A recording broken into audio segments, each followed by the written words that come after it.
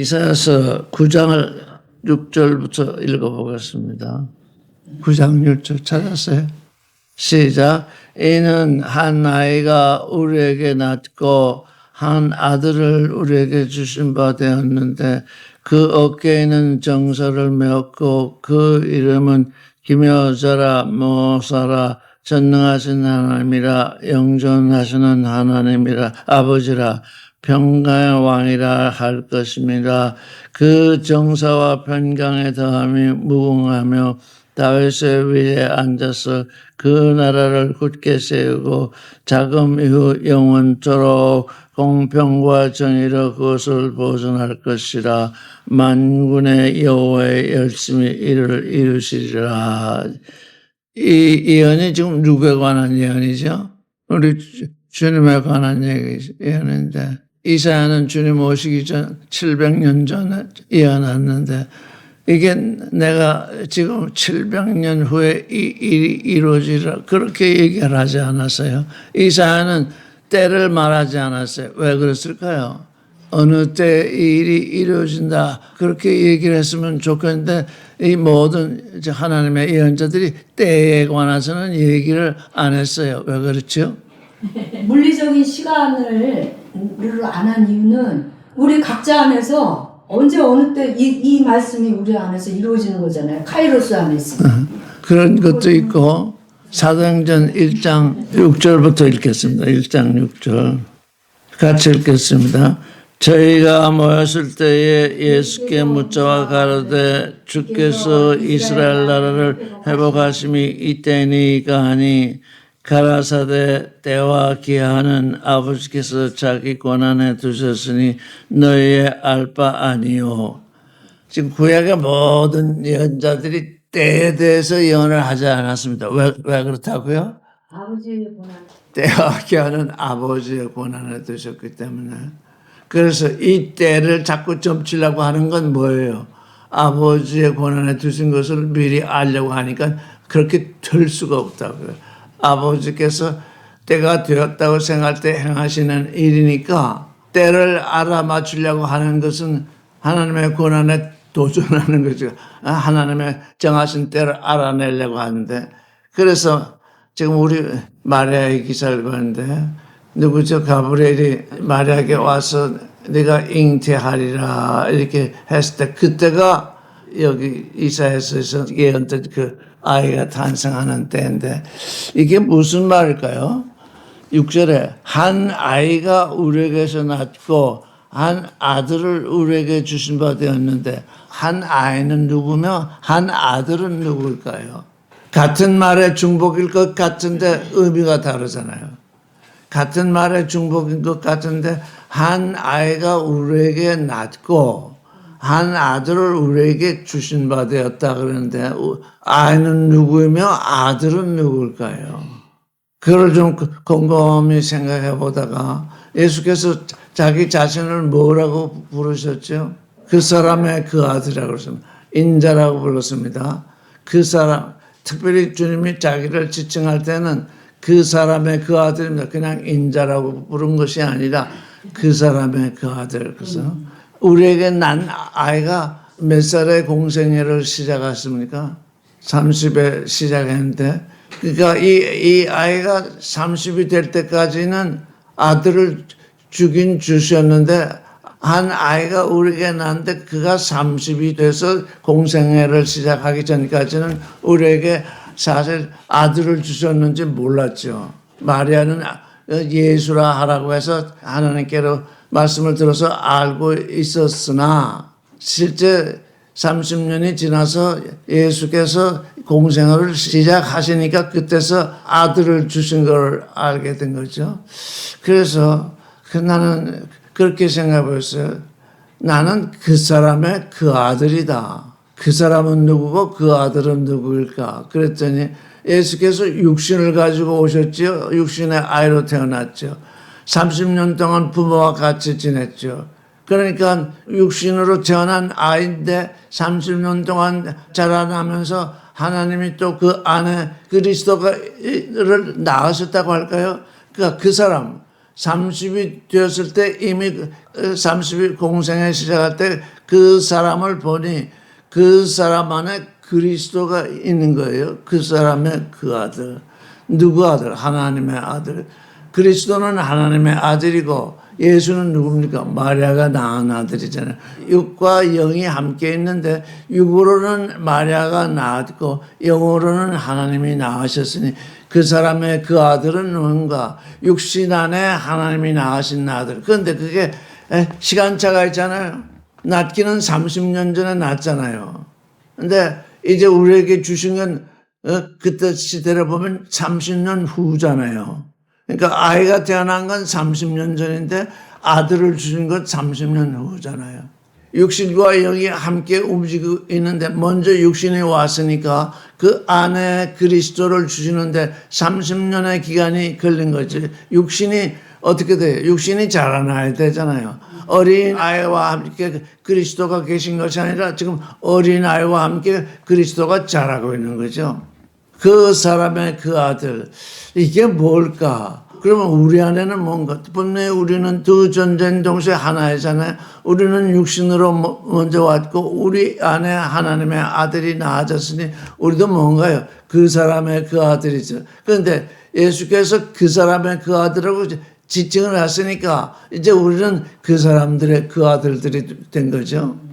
예수를 닮았으니까 그 사람의 그 아들들이. 그래서 항상 둘, 육신의 존재와 영의 존재가 함께 있는데 오늘날 또 새 창조를 미국의 사람들이 얘기를 하고 있는데 오래된 창조, 옛 창조라고 부르면서 그걸 또 분리를 하더라고요. 이게 분리될 수가 없는 것이 예수가 육신으로 오신 것은 우리를 구원하러 오셨는데 육신을 분리시키면 우리에게서 우리의 육신의 존재를 영의 존재로 지금 새롭게 창조하시려고 하는데 육과 영이 온전히 하나를 이루게 되는 것이 하나님의 창세전의 예정인데 또 거기서 지금 어딘지 모르게 지금 분리되고 있더라고요. 그래서 이게 참으로 예수께서 육신으로 오신 그 일을 모르는구나 또. 그걸 인카네이션이라고 부르고 여러 가지 얘기로 부르는데 나는 그 사람의 그 아들이다.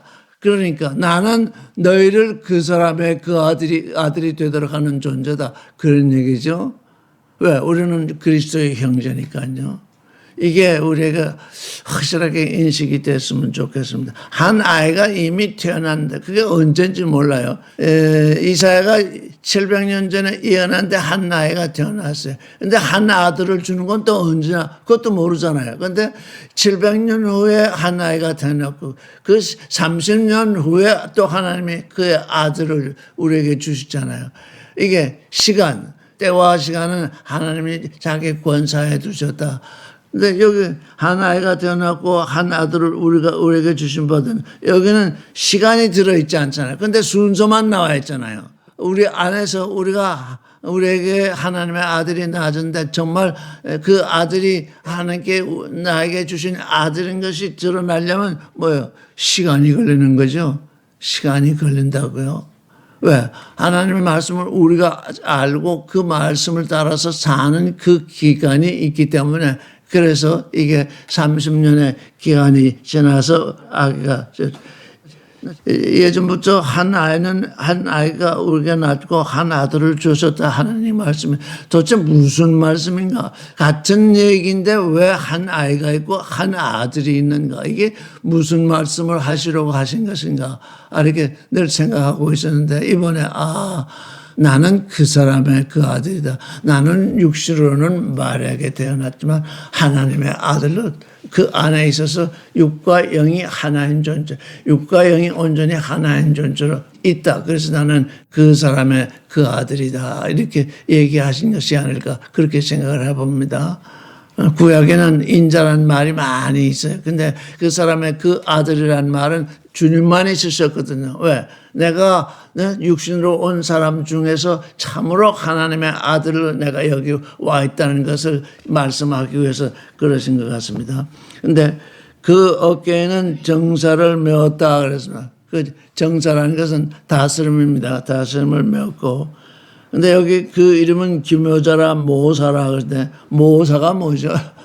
우리가 카운셀러라고 하면 뭔가요? 카운셀러. 누가 어려운 일이 있을 때 카운셀링을 해 주십시오 해서 카운셀링을 해 주잖아요. 여기 지금 모사라고 하는 것은 카운셀러거든요. 우리에게 뭘 카운셀링을 해 주시는 겁니까? 지금 기묘자라 모사라 이렇게 번역된 것이 경이로운 모사다, 경이로운 카운셀러다 이렇게 두 말씀이 하나로 붙어야 돼요. 아주 경이로운 카운셀러다. 뭘 우리에게 지금 카운셀링을 해주시는 겁니까? 뭘 우리와 대화하면서 너는 이렇게 해라 저렇게 해라 이렇게 하는 것이 좋다고 하는 그런 어드바이스를 주는 존재인데 뭘 우리에게 어드바이스 하시는 겁니까? 우리가 하나님의 아들이 되는 걸 카운셀링을 해주시는 겁니다.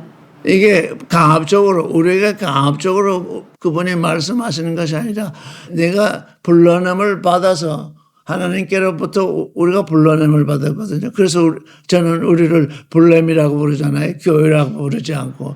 교회란 건 무슨 조직을 말하는데 하나님은 우리를 교회가 되라고 불러내는 것이 아니라 하나님의 아들이 되라고 불러내셨으니까 하나님의 아들이 되려고 불러냄을 받는데 어떻게 해야 되죠? 이게 반드시 이런 질문이 나오게 돼. 요즘 사람들이 그 질문을 하는데 자꾸 다른 질문을 해요. 어떻게 해야 하나님의 아들이 되는 겁니까? 이런 질문을 하지 아니하고 아기로 낳다가 주면 어떻게 되죠? 살림 아프리카에 나서 오래 살다가 예수의 이름도 못 듣고 죽으면 어떻게 되죠? 그런 질문을 한다고요. 그 질문이 틀린 거예요. 지금 질문의 방. 주님이 우리에게 오신 것은 하나님의 아들이 되라고 오셨는데 어떻게 하면 하나님의 아들이 됩니까? 이렇게 물어야 주님이 카운셀링을 하실 텐데 다른 질문을 해요. 나와 상관이 없는 질문들을 하고. 근데 그게 오늘날 젊은이들이 계속 하고 있는 질문이거든요. 왜 그런 질문을 해야 되는지 그게 지금 본질적으로 그들의 생각이 뭐냐 하나님과 나와 상관이 없다는 생각 때문에 그 질문을 하는 거예요. 하나님이 나와 상관이 있어서 나를 불러내셔서 하나님의 아들이 되게 하시니까 일단 왔어요. 그래서 주님께 왔어요. 어떻게 해야 아들이 되죠? 이런 질문을 해야 되는데 아니 그 아프리카에 있는 사람은 어떻게 하죠? 아기 때 죽은 사람은 어떻게 하죠? 그게 왜 그게 와닿은 질문이 되는가요? 내가 나됨을 이루어야 되는데 지금 오늘날 사람들은 나의 나됨을 질문하지 아니하고 다른 질문들을 하면서 왜요? 다른 질문을 해야 편하니까요. 나의 나됨을 주님께 묻기 시작하면 주님이 얘기하신 걸 내가 믿고 그 새 창조 안에 들어가면 어려움이 있는 것이 뻔하니까 그게 내게 뭐예요? 내게 맞지 않다. 나는 그게 내게 맞지 아니하니까 다른 질문을 하고 싶다. 그런 얘기입니다. 그게 잘 이해하셔야 돼요. 다른 질문들을 계속하고 있어요. 나의 나됨을 위해서 질문을 해야 되는데 왜 그런 질문을 할까요? 그게 주님이 오신 것이 나와 상관이 없다고 생각하기 때문에 나에게 맞지 않다고 생각하기 때문에 그런 질문을 하는 거. 그런데 그게 그 질문에 대해서는 주님이 답변하지 아니합니다. 왜? 나는 너의 너됨을 위해서 왔는데 왜 다른 질문을 하냐? 그건 관련이 없는 질문이다. 너는 나를 믿지도 않는 질문이니 그에 대해서는 답변을 하지 아니한다. 왜? 답변을 하면 또 질문이 나오고 답변을 하면 또 질문이 나오고 그 질문이 주님께 맞는 질문이냐면 주님께 맞지 않는 질문. 그러니까 뭐예요? 주님께 맞도록 불러냄을 받은 사람은 주님께 맞는 질문을 하고 주님께 맞지 않는 사람은 맞지 않는 질문을 하는 것입니다. 이게 오늘날 우리에게서 지금 여러 가지 질문이 나오고 있는데 주님께 맞는 질문을 하지 못하는 우리의 마음가짐, 우리의 이 질문, 이것을 우리가 잘 알아야 됩니다. 그래서 경이로운 모사다. 경이롭습니다. 왜? 하나님이 우리를 불러내신 것이 경이로운데 하나님이 우리를 불러내신 것조차 경이로운데 그가 답변하시는 것도 경이롭습니다. 왜? 반드시 그분이 답변하신 그 말씀을 믿으면 하나님의 아들이 되니까 이 세상에서 어느 누구도 하나님의 아들이 되겠다고 생각을 해본 적도 없고 기대해 본 적도 없고 소망해 본 적도 없고 믿은 적도 없습니다. 만약에 그런 사람이 있다면 손을 들어보라고 했어요. 이거는 그리스도께서 우리에게 오신 후에 일어나는 일이기 때문에 그 전에 지금 사람들이 많은 말을 듣고 있는데 예수 오시기 전에 이 사람들이 이런 생각을 해본 적도 없고 예상해 본 적도 없고 이건 아주 경이로운 일입니다. 왜? 먼지 하담 앞으로 먼지인 사람이 어떻게 하나님의 아들이 되겠다고 예상을 했겠으며 소망을 했겠으며 기대를 했겠으며 그걸 바랐겠습니까? 오직 예수께서 오신 후에 일어나는데 그 일이 너무 경이로운 일이다. 근데 그 경이로운 일인데 경이로운 일을 또 그 경이롭게 답변을 하시는데 반드시 하나님의 아들이 되는 그 길을 보여주시거든요. 그 말씀을 믿기만 하면 되는 거거든요. 그래서 이분이 경이로운 모자다. 기묘자라 한 것이 경이롭다는 것입니다. 그래서 우리는 뭐예요? 우리의 믿음이 왜 경이로우냐? 이 경이로운 주님을 만났기 때문에 경이로운 주님의 말씀을 믿고 있기 때문에 우리의 믿음이 또한 경이로운 것입니다. 이건 다른 말로 표현할 수가 없습니다. 내가 하나님께 불러냄을 받은 존재라. 지금 온 세상에서 교회 그러는데 이제 우리가 깨닫기는 내가 하나님께 불러냄을 받았구나. 어디서요? 이루어졌거든요. 어떻게? 하나님이 사람을 그의 형상으로 창조하셨는데 그의 형상으로 창조했다는 것은 하나님의 집과 하나님의 밭으로 창조했다는 것입니다. 하나님의 집과 하나님의 밭으로 창조했으니 물론 하나님이 거기 와서 거하시고 씨를 뿌려야 할 텐데 세상에 나다 보니까 육신으로 나다 보니까 세상 속으로 들어가면서 다 이루어졌던 것입니다. 이루어진 자를 찾는 게 하나님이 불러내시는 일입니다. 하나님이 우리를 불러내셨는데 또 어디로 다 이루어졌냐면 교회라는 건물에다 이루어졌어요. 우리는 교회 건물에 속한 자가 아니라 나의 나됨을 이루는 하나님의 아들의 실존을 이루는 그런 존재로 불러냄을 받았는데 뭘 어디에 다닌다는 것을 또 강조합니다. 그래서 이게 사람의 생각이 뭐냐? 하나님의 생각에 맞지가 않습니다. 그 하나님의 생각이 내 생각에 맞지 않으니까 자꾸 고칩니다. 자꾸 다른 데로 갑니다. 이거 맞지 않는다. 우리 원장님이 지난번에 얘기해 주셨는데 참으로 나는 그 주님이 내게 주신 말씀으로 이해가 됩니다.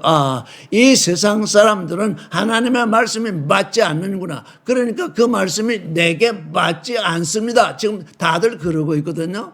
이 불레미가 된 사람들은 그 말씀이 내게 맞습니다. 나는 하나님의 아들이 되겠습니다. 지금 이러고 있거든요. 그 차이죠. 맞느냐 안 맞느냐 그 차이입니다. 내게 마음에 와 닿느냐.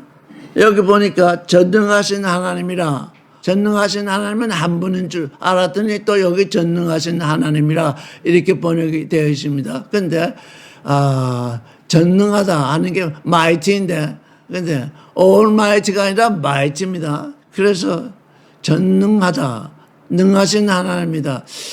이렇게 번역해도 되지 않을까 싶습니다. 능하신 하나님이다. 아버지도 하나님이요, 주님도 하나님이요, 성령도 하나님인데 전능하신 하나님이라기보다 mighty God, 능하신 하나님, 내게로 오신 하나님, 지금 내게 숨겨 있는 하나님이 아니라 하나님의 아들로서 내게 다가와 있는 하나님. 그래서 전능하신 하나님이라 이렇게 번역되어 있습니다. 영존하시는 하나님이라. 영원하신 이 영문 번역을 보니까 God of Eternity, 영원하신 하나님. 아버지 하나님도 영원하시고 아들 하나님도 영원하시고 성령 하나님도 영원하신데 영원하신 아버지라. 그래서 이 말씀을 읽으면서 그렇구나. 아버지 하나님은 숨어 계시고 우리에게 보이지 않으셨는데 이 하나님은 우리에게 와서 하나님의 아들을 낳는 말씀을 뿌리고 계시니 그 말씀으로 하나님의 아들을 낳는 그 일을 하고 계시니 실제 아버지구나. 실제로 그분은 우리를 낳는 아버지. 그런데도 그 주님은 너희는 나의 형제라 이렇게 자기를 낮추셨습니다. 그분은 우리에게 말씀으로 우리를 낳으시는데도 불구하고 너는 나의 형제다. 왜? 그 외에 아버지가 계시니까 아버지를 대신해서 아들을 낳고 있지만 아들은 다 같은 거니까 너는 나의 형제다. 이렇게 또 자신을 낮추고 계십니다. 영전하신 아버지라. 이제 이사야 예언이 이거 얼마나 놀라운지 봐.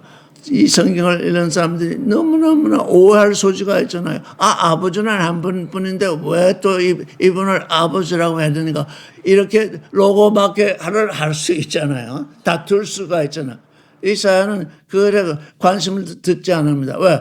아버지의 뜻이 나의 뜻이 되는 존재는 그런 로고막에서 하지 아니하니까, 말장난을 하지 아니하니까, 말투정을 하지 아니하니까, 전제적으로 그분이 아버지 대신 오셔서 말씀으로 우리를 낳으시니 아버지님이 틀림없는데 그분이 영원한 분이기 때문에 영원한 아버지다.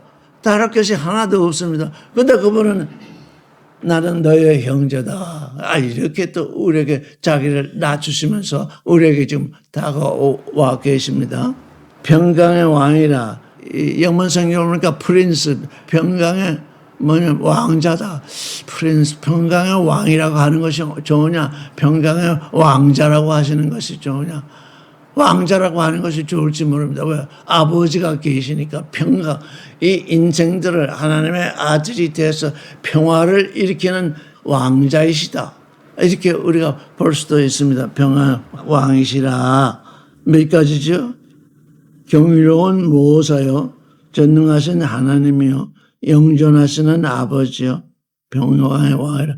이 일이 어느 때 일어났다고요? 이 일의 시작이 마리아에게 잉태될 때 비로소 일어났고 30년 후에 공생애를 시작할 때 시작된 것입니다. 그러니까 700년 전에 이 예언을 했는데 그가 700년 후에 마리아에게서 나셨고 그것도 30년이 지나서 이제 아들로서 일을 시작하셨잖아요. 한 아들을 우리에게 주시면 이사야가 몰라서 이 말을 하는 것입니다. 한 아들입니다. 하나님의 아들입니다. 한 아들을 줬는데 그분을 보니까 경이로운 모사 카운슬러가 되시고 전능한 하나님이 되시고 영존하는 아버지가 되고 평강의 왕이 되어 있는 겁니다. 이사야는 700년 전에 이 일을 아주 천명하게 보았습니다. 얼마나 놀라운 영성입니까? 이사야가 바라본 것이 한 분이 오실 것이다. 때는 밝히지 못했습니다. 때는 밝힐 수 없었습니다. 왜? 그건 하나님이 자신의 하나님의 권한에 두셨으니까 이런 분이 오신다 이런 얘기죠. 그 정서, 그 다스림과 평강의 경험이 무궁하다. 무궁합니다. 끝이 없습니다. 그러니까 끝이 없다는 건 뭡니까? 지금 예수 오신 지 2000년 되었는데 2000년 지났는데 이제 겨우 2000년이 지난 겁니다. 그 다스림과 평강이 무궁합니다. 끝이 없습니다. 그러니까 앞으로도 이 일이 계속될 것입니다. 지금 우리도 이 일 속에 포함되어 있어요, 지금. 그렇죠? 2000년 후지만 이 일이 계속되고 있기 때문에 그의 다스림과 그래서 그의 다스림이 우리가 그의 다스림 속에 있게 되는 것은 우리가 하나님께 불러냄을 받은 존재라는 확실한 인식이 있어서 그렇게 됩니다. 만약에 우리가 교회라는 곳에 다니는 존재면 그의 다스림이 나를 다스리고 있다고는 생각을 못합니다. 그 교회 목사가 다스리고 교황이 다스리는 거지 어떻게 그 교회 전도사가 다스리는 거지 어떻게 주님이 나를 주님이 나를 다스릴 수 있게 되려면 내가 하나님께 불러냄을 받아서 하나님의 아들이 되고 있다는 그 확실한 인식과 믿음이 아니면 내가 주님의 다스림을 받고 있지 않고 있습니다. 이게 지금 우리의 인식의 대전환. 우리가 하나님께 불러냄을 받았는데, 이뤄진 데서 불러냄을 받았는데, 이뤄진 데서 왜 우리가 하나님의 집이 되고, 하나님의 밭이 되어서, 하나님이 내 안에 거하시고, 내 안에 거하시면 거기가 하늘이 되고, 하나님이 내 밭에 씨를 뿌리면 거기가 땅이 되는 겁니다. 그래서 하늘과 땅이 하나 되는, 육체와 영이 하나 되는 이 새로운 창조를 하시는데 그분이 나를 다스리려고 지금 와 있는데, 내가 딴 데 속해 있으니까 종교인들이 만들어낸 그 교회라고 하는 그 모임에 딱 속해 있으니까 도대체 내가 누구의 다스림을 받는지 알지를 못하는 겁니다. 다윗의 위에 앉아서 그 나라를 굳게 세우고 자금 이후라는 건 그 오신 이후로 영원토록 공평과 정의로 그것을 벗어나. 여기 공평이라고 번역되는데 이건 심판입니다. 주님은 심판하십니다. 주님이 왜 심판하죠? 하나님은 우리를 왜 심판하실까요? 이거 잘 알아야 된다. 저는 하나님의 심판이 도대체 무엇인가? 그랬더니 알파의 심판과 오메가의 심판이, 알파에서 우리를 죄인이라고 부르십니다. 하나님의 아들이 되라고 말씀을 주셨는데 그 말씀을 믿지 않으니까, 죄라는 건 뭐냐면 둯대에서 빗나갔다는 것입니다. 이게 잘 이해를 해야 됩니다. 둯대에서 빗나간 걸 하나님은 죄라고 부르십니다. 너희가 둯대에서 빗나간 것을 알게 하는 것이 하나님의 심판입니다. 그러니까 1차적 심판은 뭡니까? 은혜입니다. 왜? 내가 너희를 죄인이라고 심판하는 것은 너희가 그 길에서 돌이켜서 나의 아들이 되라고 하려고 하시기 때문에 죄인이라고 부르십니다. 그건 온전히 은혜입니다. 오메가의 심판은 우리가 불못에 떨어지니까 그건 징벌이 되지만, 알파에서 말씀하시는 그건 나에게 항상 내가 죄를 짓지 말라. 죄를 짓지 말라는 건 뭡니까? 하나님의 아들의 길에서 벗어나지 말라는 거거든요. 하나님의 아들의 길에서 벗어나지 말라는 그 말씀이 은혜이지 그게 무슨 징벌이겠습니까? 그런데 모든 사람들이 심판이라는 말만 들으면 그게 심판이 두려워서, 그 두려워할 일이 아니라 내게 하나님의 은혜가 와 있음을 알아야 됩니다. 이게 나에게 지금 하나님이 나 아들이 되라고 나를 지금 불러내시려고 지금 나를 길을 잃었다고 지금 죄인이라고 그러시는 거예요. 죄인이라는 건 길을 잃었다는 얘기잖아요. 길을 잃은 데서 하나님이 예정하신 길로 들어오라는 얘기잖아요. 그래서 심판과 그다음에 의로, 이 요즘 이 성경을 번역하는 사람들이 righteousness, 의, 하나님을 믿는 것이 의입니다. 그런데 세상 사람들은 정의는 하나님을 믿는 것을 정의라고 하지 않습니다. 그 세상 육신을 가진 사람들은 다 다른 소리를 하고 있습니다. 그러니까 세상이 말하는 정의와 하나님이 말씀하시는 의를 분별할 수 있어야 됩니다. 하나님은 나를 믿어서 나의 아들이 되는 것이 의다 그러는데 세상은 딴 걸 얘기하거든. 그러니까 세상에서 정의라고 하는 것을 성경이 따라서 그렇게 번역을 하면 안 되는 것입니다. 하나님이 내게 지금 주시는 의는 아들이 되는 믿음을 가지고 주시는데, 정의다 공의다 이렇게 자꾸 번역을 해놓으니까 세상책이 돼버립니다. 이게 세상책이 돼버린다고요. 그래서 그 말씀, 하나님이 말씀하시는 그 의, 하나님에게 유일한 의는 하나님의 말씀을 믿고 그의 아들이 되는 그것입니다. 그 외에는 하나님께 의가 되는 일이 없어요. 그러니까 하나님은 의로우신 하나님입니다. 그 하나님이 의롭시다는 건 우리의 먼지 같은 인생들을 불러내어서 하나님의 아들이 되게 하시는 그 일이기 때문에 그게 하나님의 의인데, 내가 그 하나님을 쫓아가겠다, 내가 그 하나님의 의 속으로 들어오겠다, 그래서 우리가 믿는 거거든요. 그게 예전에도 몇 번 얘기했지만 참으로 희한한 게, 우리는 육신의 부모에게서 육신으로 태어날 때 우리의 부모에게서 넌 내 아들로 태어날래? 넌 내 딸로 태어날래? 아무도 묻지 않습니다. 왜? 물을 수도 없습니다. 그런데 하나님의 아들이 되는 자는 하나님께 먼저 질문을 받거든. 너는 내 아들이 되겠냐? 왜? 인생들은 질문을 안 받고 태어나니까 부모지간에 다툼이 생겨서 아주 극한의 질문. 당신이 나를 낳아달라고 해서 내가 낳아달라고 해서 낳아줬습니까? 이렇게 얘기하거든요. 그러면 부모도 할 말이 없죠. 내가 언제 낳아달라고 그랬냐. 그런데 우리는 하나님의 아들이 되는데 내가 내 아들이 되겠느냐 이렇게 먼저 질문을 하시거든요. 네, 되겠습니다. 그래서 하나님을 믿잖아요. 마리아가 내가 내 아들을 낳겠다 그랬더니 아, 이게 내가 남자를 모르는데 어떻게 낳겠습니다 하니까 하나님의 말씀은 능치 못함이 없다고 이렇게 말씀을 들으니까 아, 주의 여정인이 주의 말씀대로 내게 이루어지이다 그랬잖아요. 그래서 우리 하나님을 믿는 존재는 불러냄을 받았을 뿐만 아니라 하나님께 질문을 받습니다. 왜? 너는 정말 내 아들이 될래? 내 아들이 되고 싶어서 온 거야. 그런데 종교인들은 너는 내 아들이 되고 싶어서 내게 왔나 하고 물었더니 그건 내게 맞지 않아요. 그런다는 겁니다. 지금 그게 내게 맞죠. 내게 맞지도 않는데 왜 하나님 앞에 온 것입니까? 이게 뭐냐? 자기 믿음인 것입니다. 그 하나님이라는 분이 있는데 믿기만 하면 복을 준다니까. 그래서 내 믿음으로부터 계시된 믿음으로 옮겨오지 아니하면 계시된 믿음으로 옮겨온다는 건 뭡니까? 당신이 하신 말씀이 내게 맞아요. 나를 아들로 낳아주세요. 나는 이제 무슨 일이 있더라도 하나님의 아들이 되겠습니다. 이렇게 믿음으로 하나님의 아들이 되잖아요. 이게 첫 창조에서는 이런 일이 없었어요. 오로지 새 창조에서만 하나님이 예정하신 창세전에 예정하신 새 창조에서만 이 일이 이루어지고 있다고요. 이건 회복도 아니요 재창조도 아닙니다. 지금 모든 신학계가 회복이다 재창조다 뭐라 할수 그냥 말이 풍성해져 가지고 하나님의 이 지금 거룩하신 뜻이 지금 그냥 분산되어 있는데 하나님은 창세전에 첫 창조를 행하시기 전에 이미 이 새로운 창조를 예정하시고 우리에게 오셨는데 그 예정을 따라서 하나님의 마음대로 행하시는 것이 아니라 우리에게 와서 너 내 아들이 되겠니? 이렇게 물으시고 네 되겠습니다. 그래서 내게 되겠습니다 하는 게 우리의 믿음이거든요.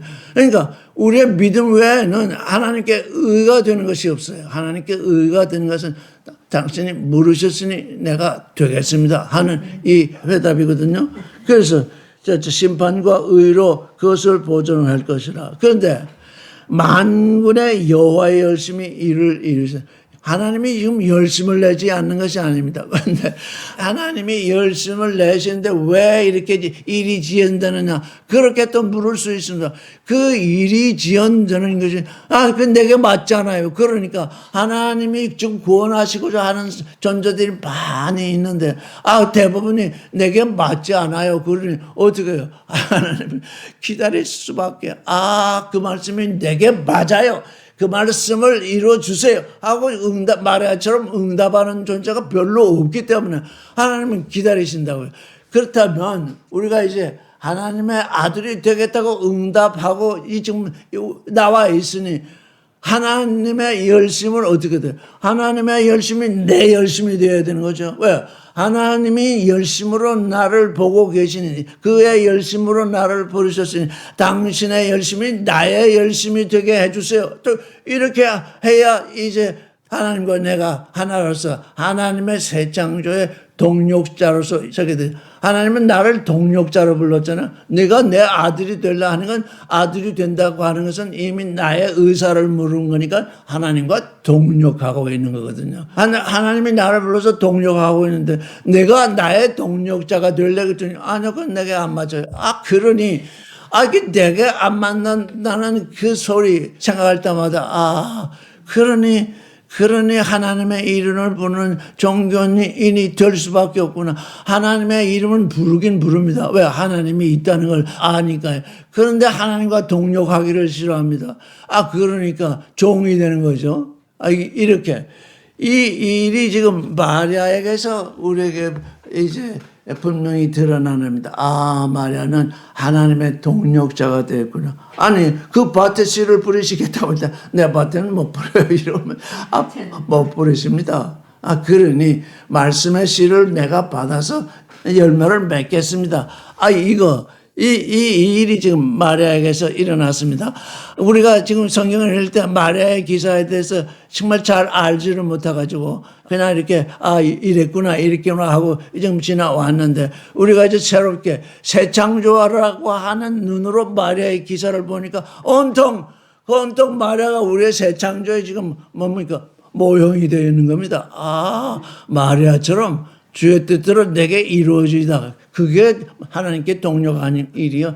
그게 내가 새 창조되는 일이요. 내가 하나님의 아들이 되는 일이구나 하는 것을 우리가 이제 살펴본 것입니다. 자, 그 다음에 이사야 11장을 한번 보겠습니다.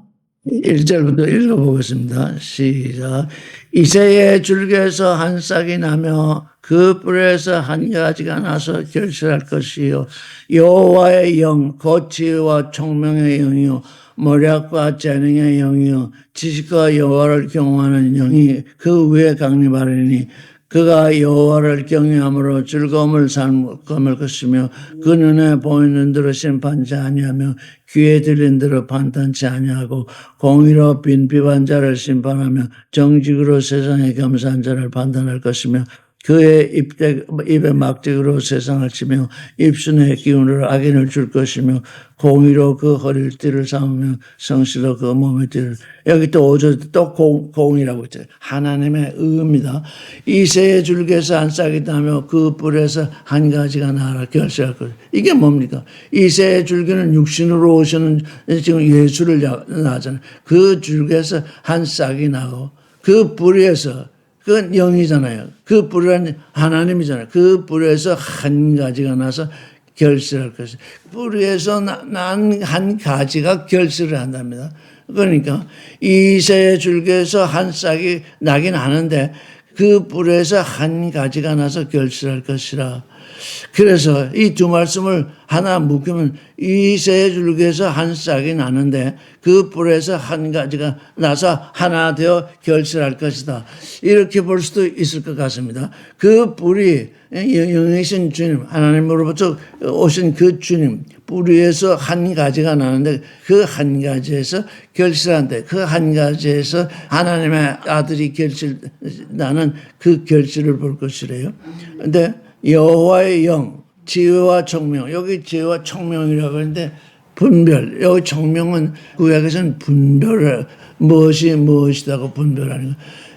어떤 사람들은 정말 지혜가 많은데 분별력이 없어요. 자기 지혜를 가진 대로 행사해요. 그것이 악에 이르는지 그것이 남에게 해를 끼치는지 그건 분간하지 아니하고 지혜가 있어서 남보다 앞선 지혜가 있어서 그 지혜를 행합니다. 그건 하나님께로 오는 것이 아니거든요.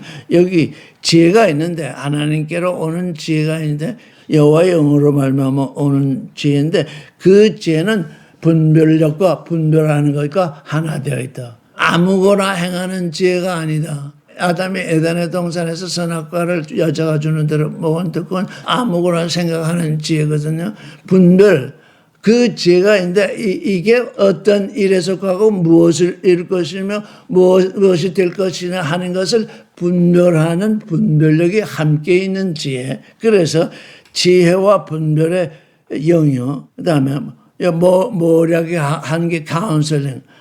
카운셀링은 누가 상대방이 있어야 됩니다. 상대방이 없는 모략. 이건 카운셀링은 없죠. 항상 누가 대화를 하죠. 우리가 주님께 카운셀링을 요구한 주님, 이게 뭡니까? 하나님의 아들이 되는 일이 어떤 길을 걷는 겁니까? 하나님의 아들이 되는데 왜 고난이 옵니까?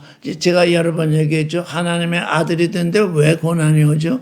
그건 육신의 첫사람이 영의 둘째 사람으로 되고자 하니까 육신을 이겨야 하니까 육신의 정력, 안목의 정력, 이생의 자랑, 선악식 이것을 이겨서 생명과 사랑과 거룩과 진리로 살아야 되니까 첫사람은 딴 길을 걷다가 이러지른 걸을 걷다가 찾아진 길을 걷게 되니까 거기에 고난이 옵니다. 고난이 없으면 이게 찾아질 수가 없죠. 그래서 그때 모략이 필요하죠. 어떤 길을 걸어야 되는 거. 왜 고난이 옵니까? 왜 우리는 산부아래 존재가 되어야 합니까? 이렇게 질문을 하면 그분이 우리에게 답변을 하십니다. 여기 재능의 신이 오는데 힘, 능력의 신입니다. 재능이 아니라 능력입니다. 능력. 내게 모략이 왔습니다. 주님이 내게 카운셀링을 하는데 주님이 내게 카운셀링을 해서 내가 지금 어떻게 해야 된다는 걸 알았습니다. 그런데 뭐가 안 돼? 그걸 이룰 힘이 없으면 알긴 아는데 머리로 알긴 아는데 아무것도 행할 수 없습니다. 아는데 못해요. 주님께는 무슨 영이 와 계시냐면 모략과 재능, 모략과 힘. 그 모략, 주님이 주신 그 카운슬링을 이루는 힘을 우리에게 주십니다. 그 힘이 와 있지 않다면, 그러니까 우리에게 힘이 와 있지 않다면 그걸 구해야 됩니다. 왜? 당신이, 주님이 내게 모략을 주셨지, 내게 카운슬링을 해 주셨는데, 내가 이 길을 걷고자 하는데, 내가 그 일할 능력이 도무지 없어가지고 계속 무너지니, 그 능력을 내게 베풀어 주십시오. 이렇게 구해야죠. 왜? 주님이 내게, 그 길을 보여주시는데, 그 길을 걷고자 그걸 요청하면, 그분이 주실 겁니다. 근데 우리에게 주시는 그 능력이 어디까지냐면, 나의 나됨까지입니다. 한정없이 구하면 내게 오냐면, 내가 무너집니다. 그 한정없는 그 능력이 내게 오면 내가 무너져 버린다고요. 나의 나됨만치, 내가 걷고, 내가 이 세상을 이기면서 살아갈 만치 그분이 지금 내게 능력을 주시는 거지. 갑자기 하늘에 계신 하나님의 능력이 내게 오면 내가 그 능력으로 말미암아 도리어 무너지게 돼 있다고요. 그래서 나에게 맡겨 주십시오. 주님은 그걸 알죠. 내게 능력을 주십시오 할 때 넘치게 달라는 뜻이 아닌 것을 주님이 아시니까 내가 주님의 일을 행할 수 있도록 내게 능력을 주십시오 하면 능력이 내게 오게 되는 거죠. 그걸 주시지도 않으면서 이런 길을 걸으라면 그거 불가능하잖아요. 알기는 아는데 못하잖아요. 알긴 아는데 못하는 게 뭡니까? 그게 표대에서 빛나가지고, 내가 이 길을 걸어야 된다. 이렇게 돼야 된다. 하는데, 그게 표대잖아요.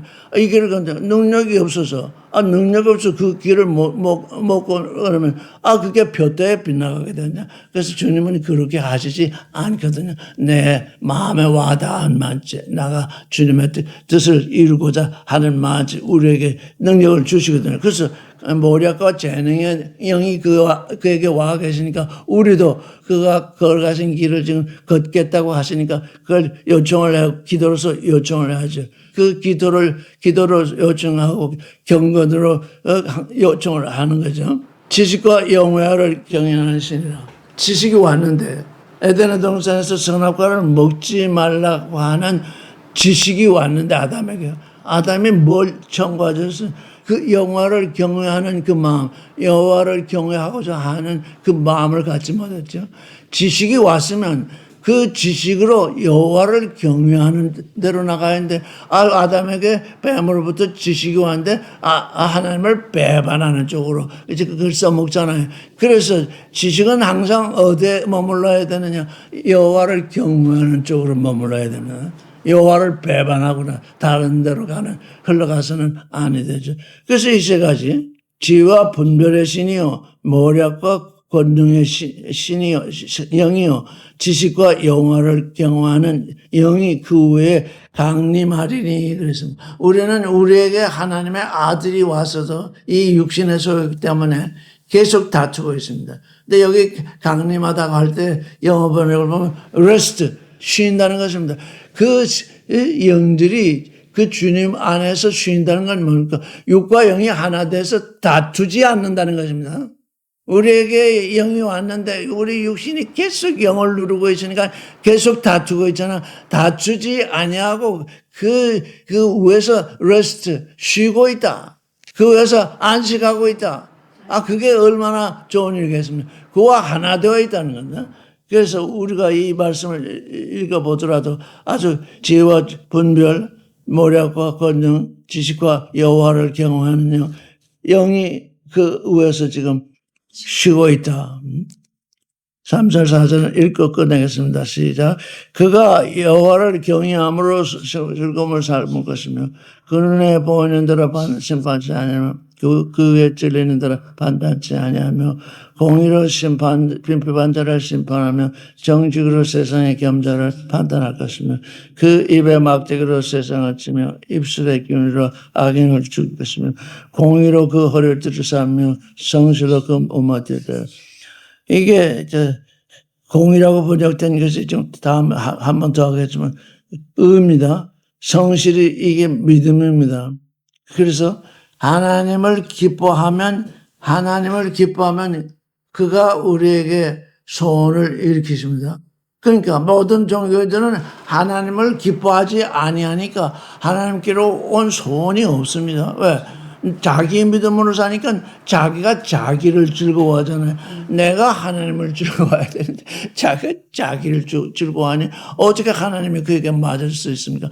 하나님을 즐거워하는, 그래서 여호와를 경외하는 것을 즐거움으로 삼는다. 하여간 하나님을 즐거움으로 여기는 그 일, 그게 지금 우리에게 그게 커다란 축복입니다. 하나님을 즐거워한다. 하나님을 즐거워하게 되면 그가 내 마음 안에 소원을 일으키시고 그걸 또 하나님께 맡기면 그 소원을 이루는 길을 열어 보여주시고 그걸 반드시 이루게 되니까 하나님을 기뻐하는 일, 이게 우리에게 지금 우리가 새 창조에 들어와 있는 우리가 지금 걸어가는 그런 길이라고 생각이 됩니다.